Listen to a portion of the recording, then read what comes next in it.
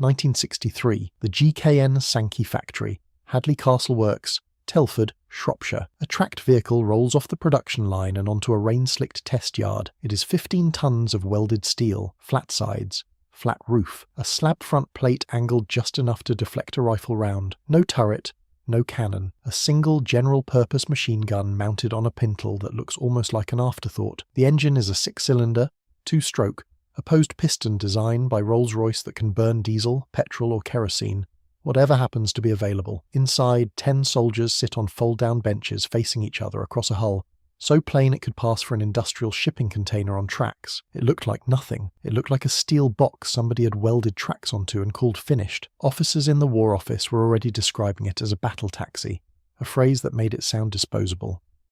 The Americans had the M113, lighter, faster, amphibious from the factory. The Soviets had vehicles that let infantry fire from inside. The French mounted 20mm cannons on theirs. The British got a box. That box would go on to serve in every major British military operation for the next 6 decades. It would patrol the Rhine corridor through the coldest years of the Cold War. It would breach barricades in Belfast. It would cross the Iraqi desert in 1991 and return to Basra in 2006 wearing bolt-on armour it was never designed to carry. It would outlast its own replacement. Then it would outlast the replacement of its replacement. It would still be carrying British soldiers into the 2020s, with a retirement date that has been pushed back so many times, no one in the Ministry of Defence is willing to guarantee when it will actually stop. Its designation was the FV432.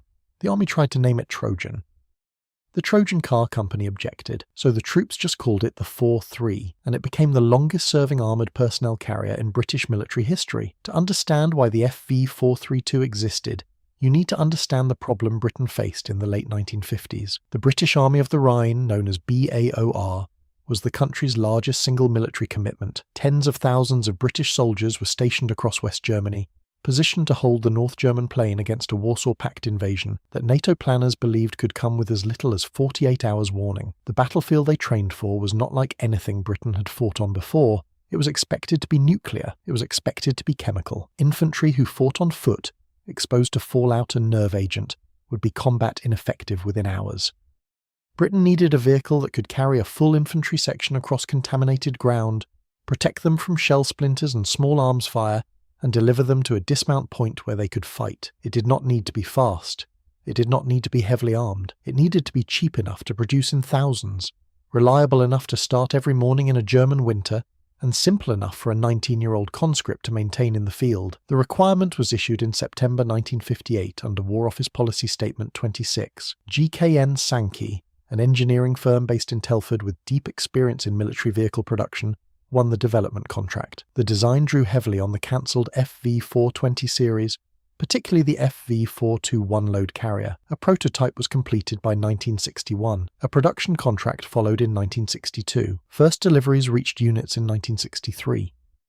The vehicle itself was a masterpiece of deliberate under-engineering. The hull was all welded steel, roughly 13mm at the front and 8mm around the sides, enough to stop a 7.62mm round, not enough to stop anything heavier. The Rolls-Royce K60 engine produced 240 brake horsepower, enough to push the vehicle to 52 km/h on a road, and significantly less across broken ground. A semi-automatic transmission built under license by Rolls-Royce from a General Motors Allison design kept the drivetrain simple. Torsion bar suspension with 5 dual road wheels per side absorbed the worst of the terrain. The fuel tank held 454 litres, giving a road range of roughly 480 kilometres. That range mattered. In a continental war against the Soviet Union, supply lines would be the first thing to collapse.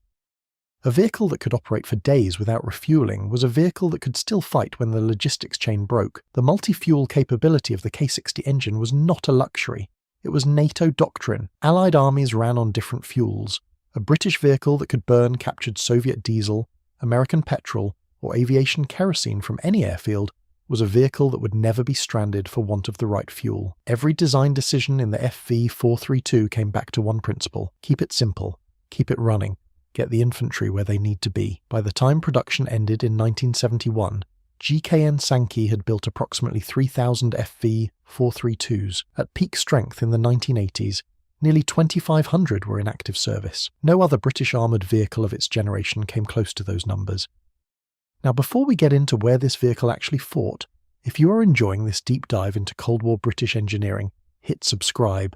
It takes a second, costs nothing, and it helps the channel grow. The FV432 was designed for a war in Germany that never came. Instead, it fought everywhere else. Its first operational deployment outside the Rhine corridor came in Northern Ireland. When the troubles escalated in the early 1970s, the British Army needed armoured vehicles that could absorb petrol bombs and rifle fire while moving through urban streets. On July 31st, 1972, Operation Motorman, the largest British military operation since Suez, deployed over 21,000 troops with armoured support to dismantle barricades in the no-go areas of Derry and Belfast. FV432s rolled through streets that had been sealed off for months.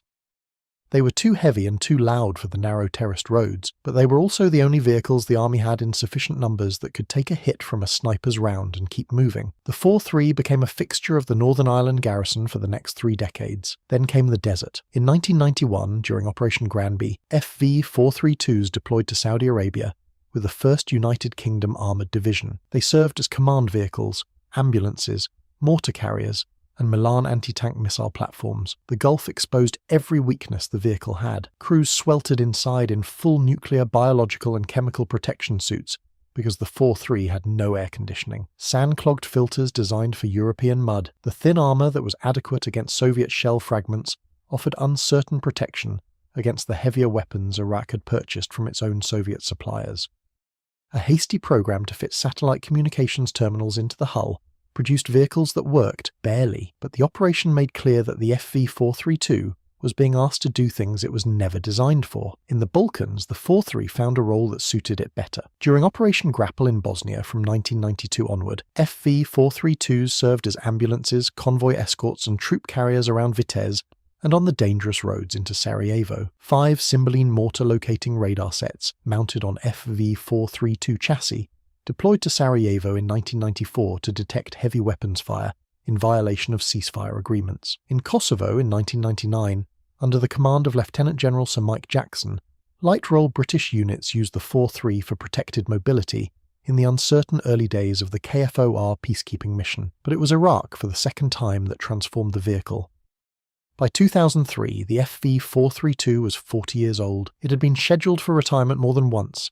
Instead, it was sent to Basra. The insurgency that followed the invasion exposed the base vehicle as dangerously vulnerable. Roadside bombs, the improvised explosive devices that defined the Iraq conflict, could tear through the flat belly and thin steel of an unmodified 4-3 with lethal ease. Soldiers began calling it a mobile coffin. The House of Commons Defence Select Committee raised formal concerns about protection levels. The answer was the Bulldog. Under an £85 million urgent operational requirement contract with BAE Systems, over 1,000 FV432s were rebuilt to Mark III standard. The original Rolls-Royce K60 engine was replaced with a 250 horsepower Cummins turbodiesel. A new fully automatic transmission replaced the old semi-automatic. Bolt-on explosive reactive armour panels designed by Raphael were fitted to defeat rocket-propelled grenades. Kevlar-lined belly plates were added to absorb blast from below. Air conditioning, electronic countermeasures, and a remote weapon station replaced the exposed pintle-mounted machine gun. The first 500 Bulldogs were delivered just before Christmas 2006 and went straight into service with infantry battalions patrolling Basra city. A vehicle designed to cross the nuclear battlefields of West Germany in 1963 was now fighting an urban counterinsurgency war in southern Iraq in 2007, and it was working. In 2022, the 4-3 found its most unlikely theatre yet. At least 17 Bulldog variant FVSG 432s were donated to Ukraine, where their tracked mobility and armoured protection found new purpose on the Eastern Front, more than 60 years after the first prototype left the factory in Telford. The vehicle the FV432 is most often compared to is the American M113. The comparison is instructive. The M113 was built from aluminium. It was lighter, faster, and fully amphibious without any preparation. It could pivot against a tree stump, something Australian Army trials in 1962 proved the heavier FV432 could not do. Australia chose the M113. So did over 50 other nations. The M113 became the most widely exported armoured personnel carrier in history. The FV432 was never exported at all beyond surplus donations. On paper, the American vehicle was superior in almost every measurable way. In practice, the FV432 had one advantage that mattered more than speed or agility. Steel does not burn. When an aluminium hull is struck by a rocket-propelled grenade, The molten jet can ignite the metal itself. Steel absorbs the impact without combustion. In a vehicle whose entire purpose was to keep 10 infantrymen alive long enough to reach the fight, that distinction was not theoretical. It was the difference between a crew that walked away and a crew that did not. The real story of the FA-432, however, is not what it did. It is what outlasted it. The vehicle that was supposed to replace the 4-3 was the Mechanized Combat Vehicle 80, which became the Warrior. Warrior entered service in 1987.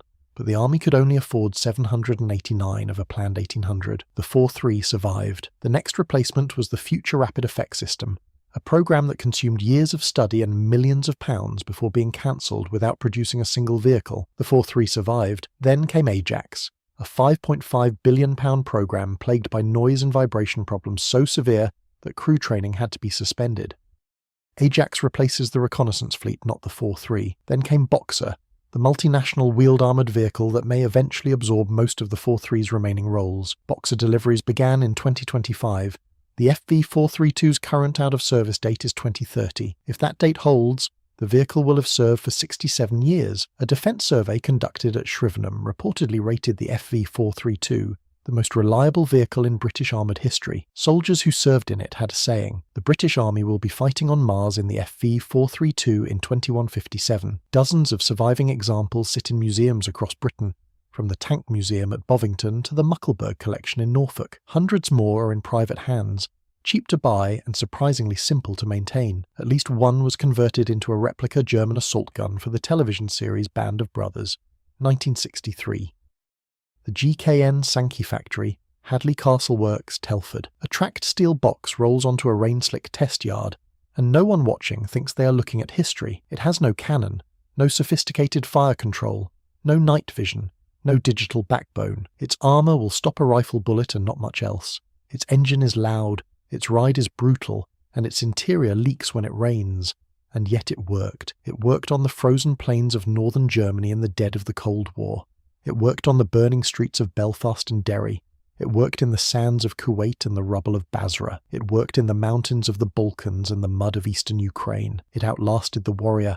It outlasted every program designed to replace it. It adapted to roles its designers never imagined, from missile carrier to radar platform to battlefield ambulance to urban patrol vehicle. It did this not because it was advanced, but because it was simple enough to fix, strong enough to modify, and cheap enough that there were always more of them than the Army could throw away. The FV-432 was never the best armoured personnel carrier in the world. It was never the fastest, the lightest, the most heavily armed, or the most comfortable. It was British, and it carried the Army for 60 years because nobody ever built anything to replace it that actually worked. That is not mediocrity. That is the most dangerous kind of engineering there is, the kind that refuses to become obsolete.